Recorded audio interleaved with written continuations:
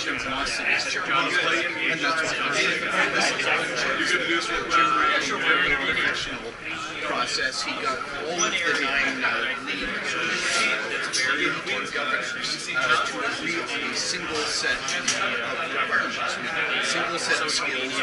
Where do we want our league to go? And he did a Canada-wide worldwide search and came up with the best candidate. We're very excited to have Jeffrey. In terms of being the first black, that's obviously like he says, but it is something that makes history for the first black commissioner of any major sports league. This is what you like about the modern society. You know, when as a kid, I lived in on the beneficial side, I suppose, if there is such a thing, of a very polarized society. It's just so much better now. And so it isn't about color, it's about competence.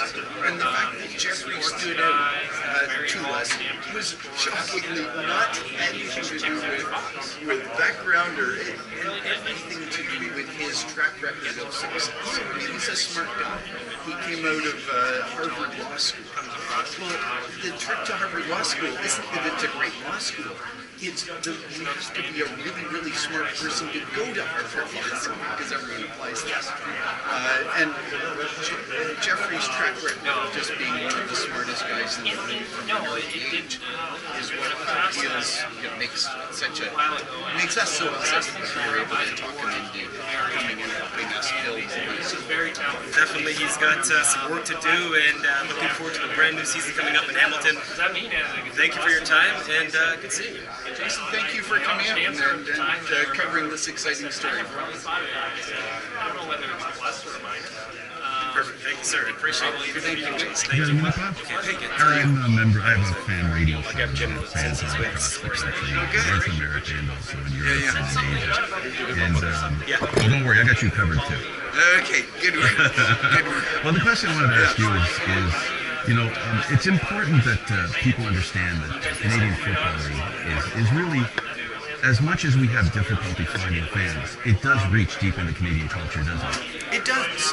It's the only East-West sports league we've got.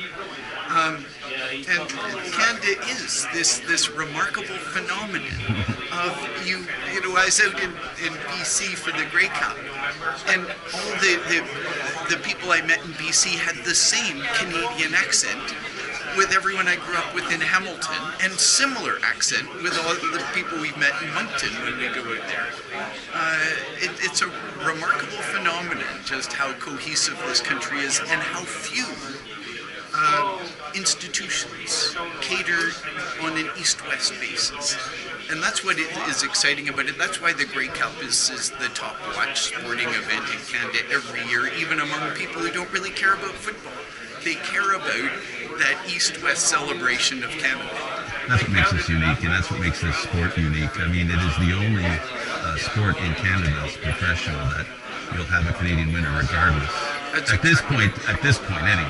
No, at this juncture. We tried going to the States, and what was interesting, this was before I was involved, what was interesting out of that experiment is in my whole life, and I've been a Ticats fan since I was, you know, whatever, able to cheer, there was only 2 years where I didn't care about the Ticats. I didn't watch, I didn't follow. And that was the 2 years when the CFL had their small U.S. expansion.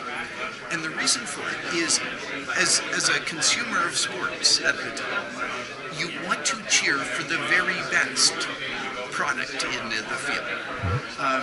And the problem with the CFL, with that expansion, is the CFL suddenly went from being the very best football in Canada to being the second best football in North America.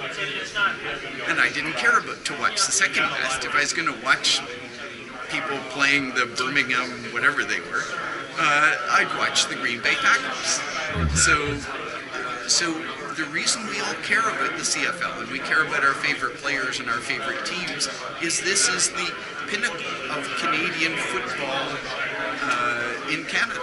And Jeffrey understands that as well as anyone. We're very excited. He referred to the word meritocracy, which essentially I heard you talking about the fact that he's the first. That's not important to us as fans either, because here in the CFL, that issue went to bed a long time ago. The CFL has always been an inclusive organization that has always historically led the way. Let me ask you about the CFL and the heritage point. As a fan, and we talk a lot, and we talk in a different plane than the rest of you that are in the business. We talk only from the fans. That's right, of course. And what concerns a lot of my listeners and a lot of my viewers is the fact that our game is being drowned out by the NFL. Has there been any? A few years ago, there was an opportunity where it was deemed a heritage sport, not just just like hockey, just like lacrosse. And do you see a day when possibly you will establish your territory? And I don't want to say fight back against the NFL, but I think us fans, we think that we deserve the stations to support this league because they're working against the existence of this league. So we need the fans, and this is why we all admit, every single one of us, every press conference we do, we start with the fans at the top, and then we talk about our players, and then we talk about our sponsors, and eventually we get all the way down to talking about idiots like us who try and run this thing. And the reason the fans are so important is without you guys, we have no ability to discipline the sponsors. So it's the fans who are putting the pressure on Rogers to understand that we're treating the Argonauts as badly as Rogers has.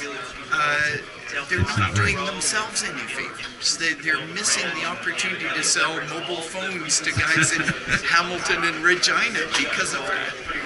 And only our fans can deliver that message in a useful way to our partners like Rogers, so that our partners like Tim Hortons are all over us because they understand precisely that it's not about the Ticats, it's not about Tim Hortons, it's about the guys who visit Tim Hortons stores who happen to be CFL fans. Yeah, we love our game, and I could get down and we could wrestle in the mud now in the next 15 minutes about conflict of interest. And I'm not asking you that question.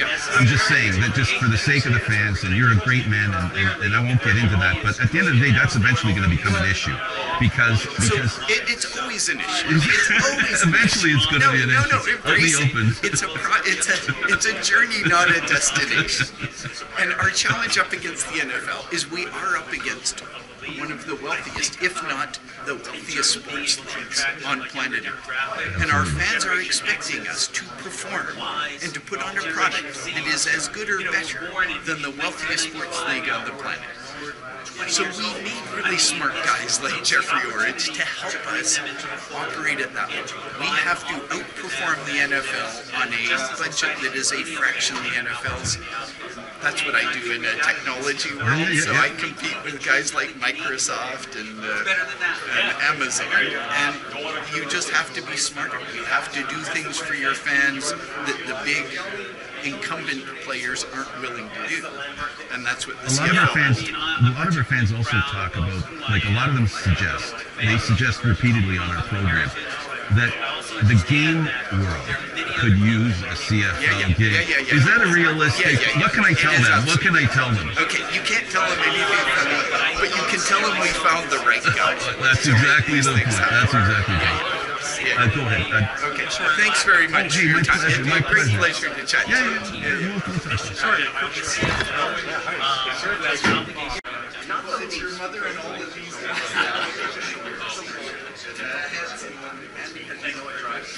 Hey, Rash, can I ask you a quick question? I want the fan group radio, whatever. Why is it that my fans always talk about the fact that sports, you can peel away anytime you need to. Why is it sports fans, especially CFL fans, feel that Sportsnet, and I'm going to say this bluntly, except for you, talk about the CFL. They get the impression that Sportsnet doesn't like the CFL. Can you help us understand maybe why they think that, or is there something that we're missing that I can tell my listeners? Well, Sportsnet's summer philosophy and focus is the Blue Jays. They own the team, they're the rights holders, they have them for 162 games. Other television networks that have different rights focus on that. I'm a football guy, I'm a CFL guy, always have been. That's what you're gonna. Thank you. Okay, That's exactly.